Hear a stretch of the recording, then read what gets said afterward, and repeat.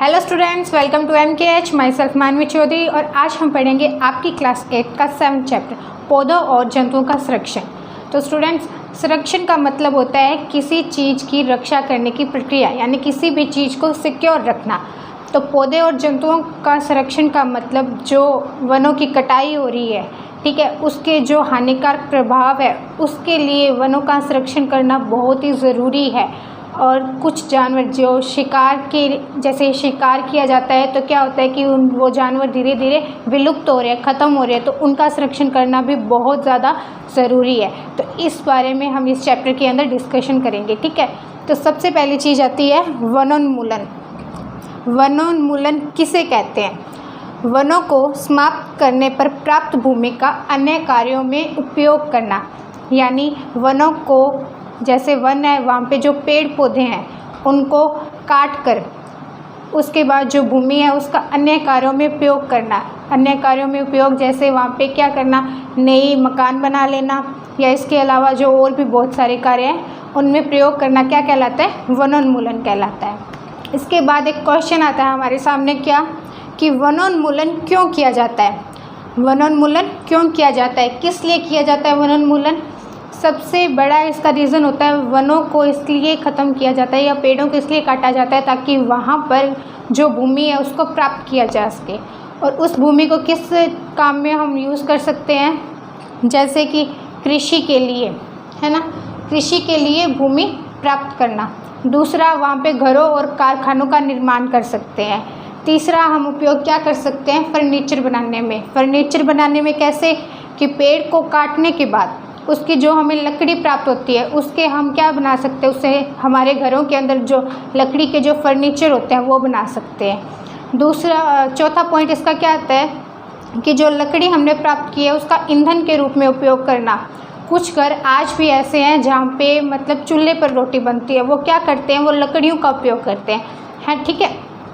इसके बाद में सेकंड क्वेश्चन आता है वनोन्मूलन के परिणाम क्या क्या है, यानी वनोन्मूलन से क्या क्या परिणाम प्राप्त होते हैं। क्या होता है कि जब पेड़ को काट दिया जाता है तो क्या होता है कि तापमान में वृद्धि हो जाती है, जो टेम्परेचर है वो बढ़ जाता है। क्यों बढ़ जाता है कि हमने देखा था, हमने पिछली क्लासों में क्या पढ़ा था कि जो पौधे हैं वो क्या करते हैं, कार्बन डाइऑक्साइड लेते हैं और ऑक्सीजन छोड़ते हैं। जब पेड़ कम हो जाएंगे तो क्या होगा कि जो वातावरण है उसमें कार्बन डाइऑक्साइड की मात्रा ज़्यादा बढ़ेगी। कार्बन डाइऑक्साइड ज़्यादा होने से क्या होगा, तापमान में वृद्धि होगी, ठीक है। और क्या क्या होता है कि प्रदूषण में वृद्धि होती है और कार्बन डाइऑक्साइड के स्तर में वृद्धि होती है। सेकंड पॉइंट है वर्षा में कमी आना।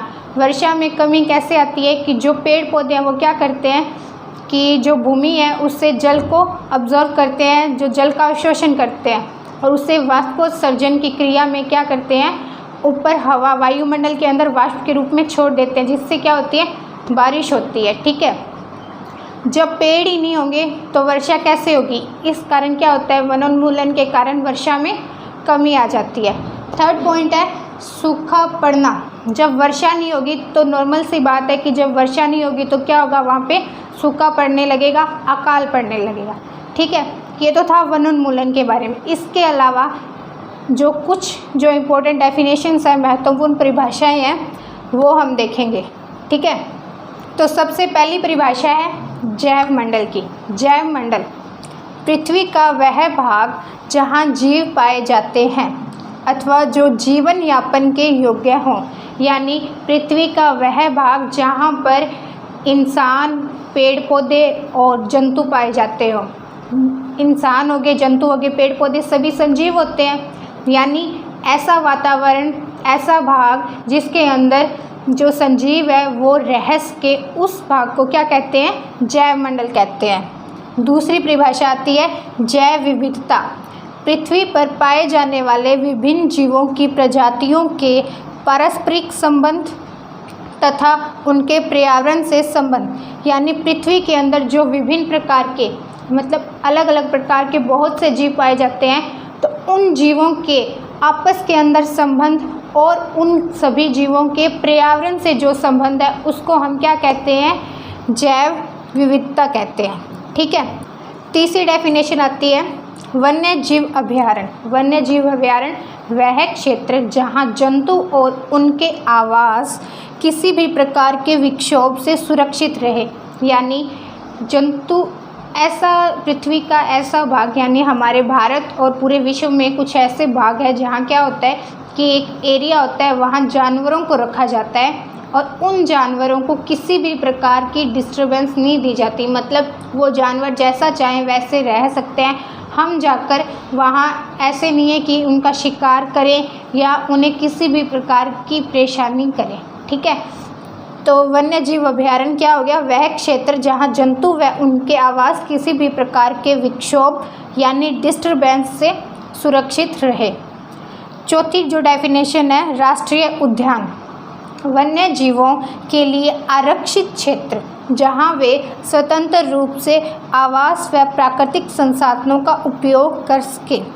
राष्ट्रीय उद्यान ऐसा क्षेत्र है जहाँ पर वहाँ जो जीव रहते हैं उनकी वो स्वतंत्र रूप से वहाँ रह सकते हैं और वहाँ के जो प्राकृतिक संसाधन हैं उनका उपयोग भी कर सकते हैं। एक चीज़ देखिएगा कि इन दोनों की डेफिनेशन लगभग सेम होती है, तो इन दोनों में अंतर क्या है कि जो वन्य जीव अभयारण्य है इसमें क्या होता है कि जो मवेशियों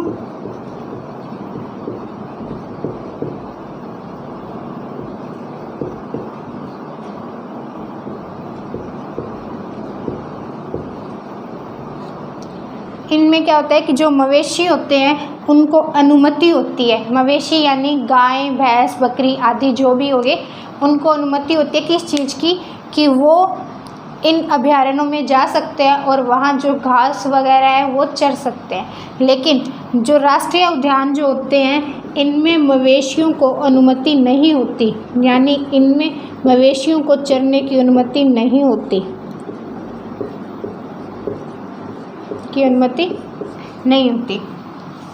और एक चीज़ और है कि जो अभयारण्य है यहाँ पर अनुमति लेकर शिकार भी किया जा सकता है। लेकिन जो राष्ट्रीय उद्यान है उनमें क्या होता है कि जो शिकार करना पूर्णतः निषेध होता है। वहाँ अनुमति मिलती ही नहीं है शिकार करने की। ठीक है, ये इन दोनों का डिफरेंस है, ये ध्यान रखना। ठीक है, इसके बाद जो आगे वाली जो डेफिनेशंस है वो हम अपनी अगली स्लाइड में पढ़ेंगे। ठीक है, ओके। तो हमारी नेक्स्ट डेफिनेशन किसकी आती है? जैव मंडल आरक्षित क्षेत्र। जैव मंडल आरक्षित क्षेत्र किसे कहते हैं?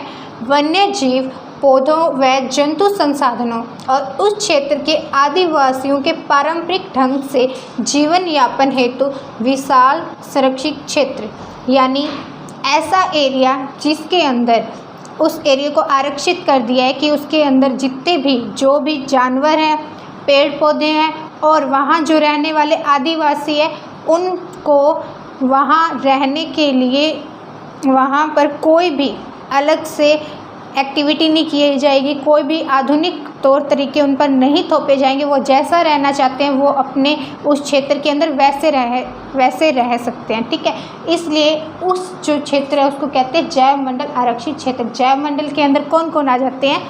पेड़ पौधे, मनुष्य, जंतु आदि। ठीक है, तो वो सब अपने उस एरिया के अंदर अपने ढंग से, अपने तरीक़ों से रह सकते हैं, तो इसको कहते हैं जैव मंडल आरक्षित क्षेत्र। सेकंड जो डेफिनेशन आती है विशेष क्षेत्रीय स्पीसीज बोलते हैं जंतुओं या पेड़ पौधों की जो जातियाँ होती है, जो जाति होती है उसको बोलते हैं स्पीसीज। विशेष क्षेत्रीय स्पीसीज का मतलब पौधे व जंतुओं की वह स्पीसीज जो किसी क्षेत्र में विशिष्ट रूप से पाई जाती है, यानी किसी क्षेत्र के अंदर विशिष्ट रूप से जो स्पीसीज पाई जाती है उन्हें क्या कहते हैं? विशेष क्षेत्रीय स्पीसीज कहते हैं।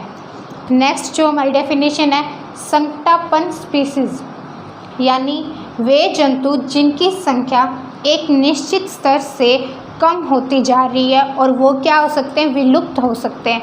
यानी जो कोई भी एक जो निर्धारित की गई जो संख्या है, कोई भी एक संख्या निर्धारित की गई है उससे जो कम उस जो निर्धारित संख्या से कम हो रही है उन जो जंतुओं की संख्या, तो उन्हें क्या कहते हैं, संकटापन्न स्पीसीज कहते हैं। उन जंतुओं की जाति को क्या कहते हैं, संकटापन्न स्पीसीज कहते हैं। ठीक है, नेक्स्ट है विलुप्त, वे जीव जिनका अस्तित्व पृथ्वी से समाप्त हो चुका है, यानी वो जो जीव पृथ्वी से क्या हो चुकी हैं, समाप्त हो चुके हैं, यानी जो पहले पाए जाते थे लेकिन अब नहीं पाए जाते। जैसे कि जो डायनासोर थे वो बहुत साल पहले पाए जाते थे लेकिन अब उनका जो अस्तित्व है वो क्या हो चुका है, बिल्कुल समाप्त हो चुका है। आगे देखिए red data book. Red data book क्या है, एक बुक है, एक पुस्तक है जिसके अंदर जो संकटापन्न स्पीसीज़ है, यानी जो बहुत ही कम जो स्पीसीज़ रह गई है, जिन जंतुओं की, जिन पौधों की, उनका जो रिकॉर्ड है वो किसके अंदर, एक रेड डाटा बुक के अंदर रखा जाता है।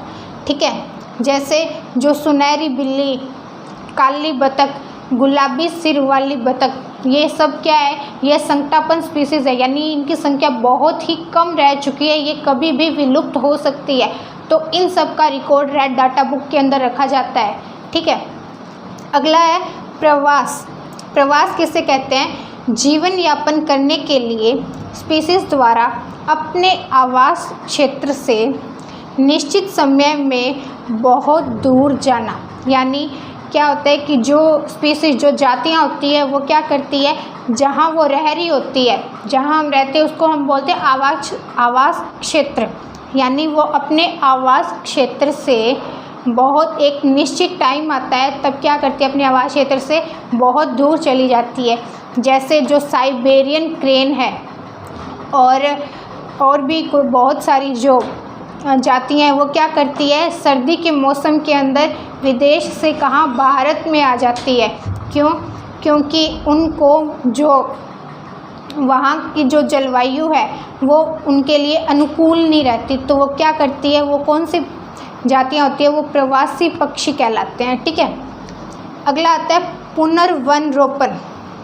पुनर्वन रोपण क्या होता है कि जो वन काट दिए गए हैं, यानी काटे गए वनों की कमी पूर्ति करने के उद्देश्य से नए वनों को, नए पौधों को लगाना। जो पेड़ काट दिए गए हैं उनकी भरपाई पूरी करने के लिए, उनकी कमी को पूरा करने के लिए नए पेड़ों को लगाना, ये क्या कहलाता है, पुनर्वन रोपण। ठीक है, तो ये था हमारा आज का चैप्टर। आई होप आपको समझ आया होगा और मिलेंगे नेक्स्ट क्लास में। तब तक के लिए all the very best for your self studies. Thank you.